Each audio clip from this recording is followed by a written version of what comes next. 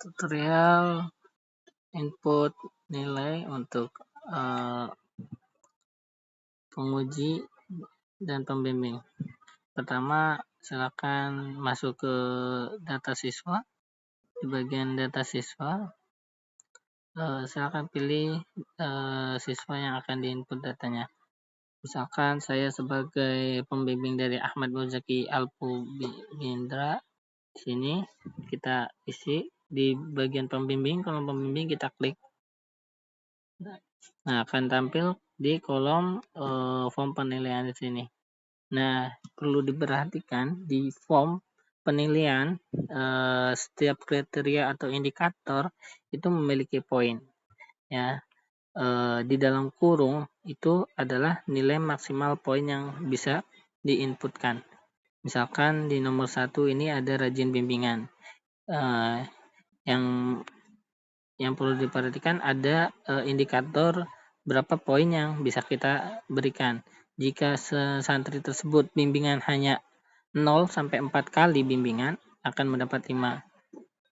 Jika 5 sampai 8 kali bimbingan itu akan mendapat 10 poin. Jika 9 sampai 12 kali bimbingan akan mendapatkan 25 poin. Nah, maka nilai itu diinputkan di kolom yang warnanya kuning.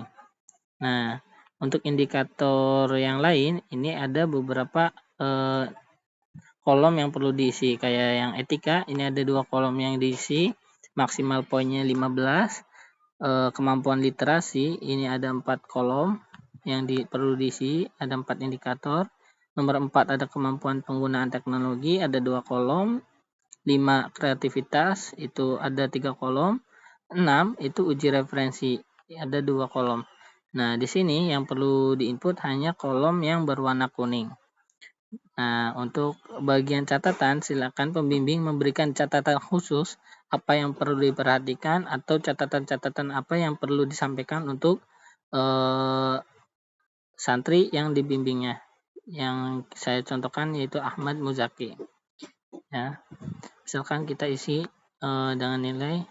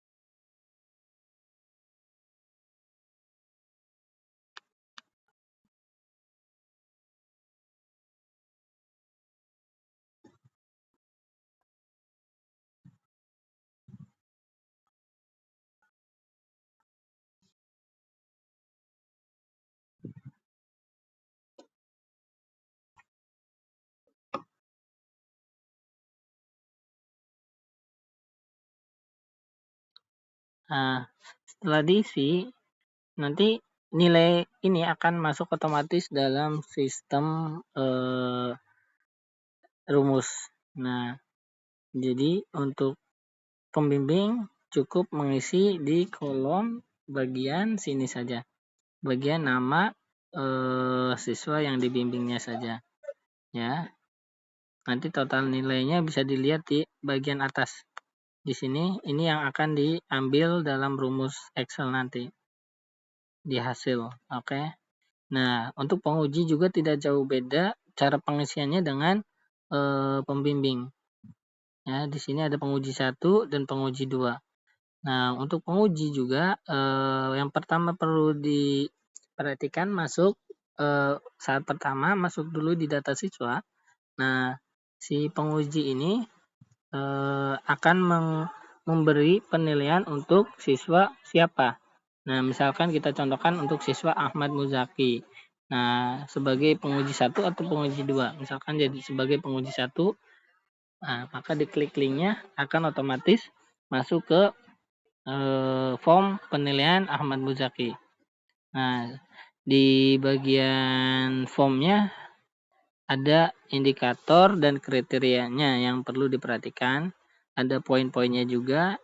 Jadi mohon untuk para penguji memperhatikan poin-poin yang sudah ditentukan oleh panitia. Maksimal poinnya ya. Oke. Jadi di input sama di sini bagian yang kolom kuning ini perlu di input dan juga catatan untuk selama santri tersebut mempresentasikan RBL-nya. Oke. Dan nanti di akhir itu ada penyebutan hasil RBL. Nah, di sini akan tampil di menu rapot RBL akan tampil hasil dari inputan nilai yang sudah diinput. Nah, kita contohkan di sini adalah Ahmad Muzaki. Nah, di sini mau ditampilkan nilainya atau tidak. Terus predikatnya juga bisa ditampilkan atau tidak. Silakan diisi dulu bagian kolom yang ada di sebelah kanan yang warnanya biru. Nah, nanti akan tampil sebuah lembaran yang berisikan keterangan lulus tidak lulusnya di sini ya. Dengan hasil penilaian dari pembimbing dan penguji 1 dan penguji 2 dan bla bla bla. Nah, dinyatakan tidak lulus. Kenapa tidak lulus? Karena di sini predikatnya D.